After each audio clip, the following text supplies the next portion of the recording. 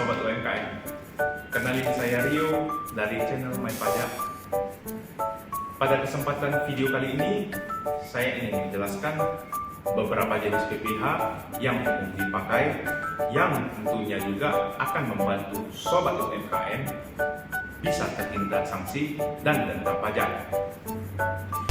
Jika Sobat pemilik CV atau PT yang omsetnya di bawah 4,8 M, maka wajib ketahui jenis PPh yang berlaku.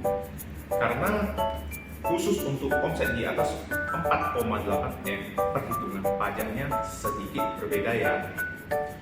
Oke, yang pertama kita bahas adalah PPh 21. PPh 21 itu adalah pajak yang kita potong dari karyawan tetap atau karyawan tidak tetap kita. Jadi misalnya, kalau Sobat memiliki karyawan tetap yang gajinya di atas 5,4 juta, berarti si karyawan ini wajib kita potong pajaknya. Namun kalau masih di bawah 5,4 juta, Sobat sebagai pemilik CV atau PT tidak memotong pajak karyawan tersebut. Kebetulan untuk tahun 2024 ini, perhitungan PPh 21 rate-nya cukup banyak. Untuk range persentase pajak terendahnya adalah 0,25%, untuk penghasilan per bulan 5,4 juta. Yang tertinggi adalah 34% untuk penghasilan per bulan 1,4 miliar. Jika untuk karyawan tidak tetap atau karyawan lepas, perhitungannya itu masih menggunakan tarif progresif 5%, 15, 25, 30, sampai dengan 35%.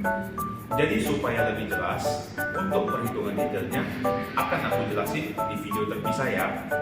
Linknya nanti aku taruh di kiri atas. Selanjutnya adalah PPh pasal 23 Sobat. Untuk PPh pasal 23 ini adalah PPh yang dipotong ke badan ataupun orang pribadi.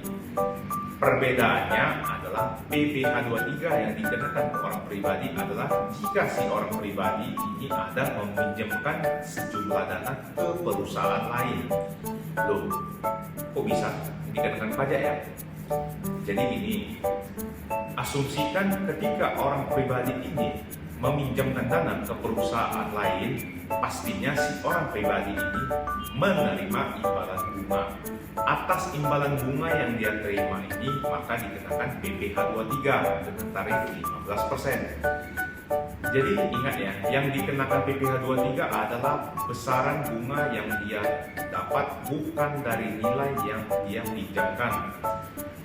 Lalu contoh lain untuk PPh 23 yang dipotong ke badan atau perusahaan, misalkan perusahaan kita ada menserviskan mobil ke dealer resmi. Kita asumsikan dealer tersebut berbentuk CV atau PT, yang tentunya dari servis mobil tersebut pasti ada tagihan jasa dan spare part. Untuk tagihan spare part sendiri itu tidak dipungut pajak ya, tapi untuk servisnya kita wajib pungut 2%. Jadi misalnya jasa servisnya itu 1 juta, maka kita bayarkan ke dealer hanya 980.000. Sisanya 20.000 kita pungut untuk disetorkan ke negara. Untuk perhitungan teknis dan detail pembayaran sampai pelaporannya nanti saya share di link terpisah ya kawan-kawan.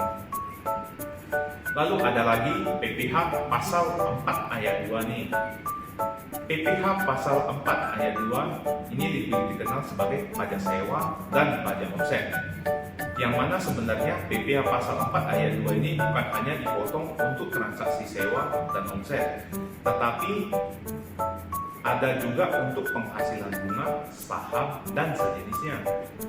Namun memang benar jika untuk pelaku CV atau badan UMKM yang baru lebih sering diperlakukan untuk penghasilan atas sewa dan penghasilan atas omset. Jadi contohnya misalkan untuk kepentingan operasional perusahaan Sobat ada sewa satu ruko sebesar 100 juta per tahun. Ketika Sobat membayar sewa tersebut ke pemilik rumah atau ruko, maka nominal yang Sobat bayar ke pemiliknya adalah 90 juta, sedangkan untuk nominal 10 jutanya disetorkan ke negara oleh Sobat, bukan oleh pemilik ruko atau pemilik rumah. Sebagai gantinya nanti Sobat memberikan mereka bukti potong PPh. Selain untuk penghasilan sewa, PPh Pasal 4 Ayat 2 juga berlaku untuk penghasilan omset. Jadi misalnya omset usaha sobat bulan ini adalah sebesar 10 juta. Atas besaran omset tersebut, sobat wajib menyetorkan ke negara sebesar 0,5% dari 10 juta, yaitu 50.000. Tapi ingat ya, ini hanya berlaku untuk CV atau PT baru.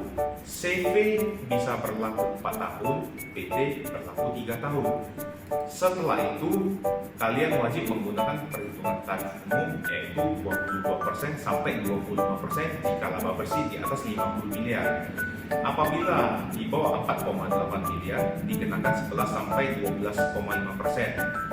Untuk laba 4,8 sampai 50 M, nanti saya jelasin di video terpisah ya.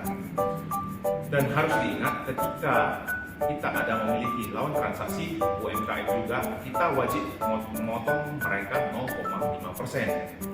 Jadi contoh gini sobat, sobat ada melakukan jasa servis AC ke CV Maju Terus sebesar 200.000 dan ada pembelian spare part 500.000, jadi total tagihan 700.000.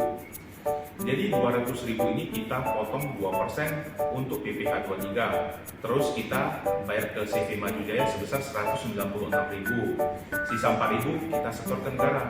Kalau CV Maju Jaya ini melampirkan surat PP nomor 55 yang menerangkan bahwasanya CV Maju Jaya ini UMKM, maka kita tidak potong 2%, melainkan 0,5% dari keseluruhan nilai tagihannya 700.000. Jadi kita bayar ke CV Maju Jaya senilai 696.500, sisanya 3.500 kita setorkan ke negara. Oke sobat, semoga dengan penjelasan singkat mengenai PPh untuk para sobat UMKM ini, para sobat lebih paham tentang pajak ya. Selalu update dan ikuti terus channel My Pajak.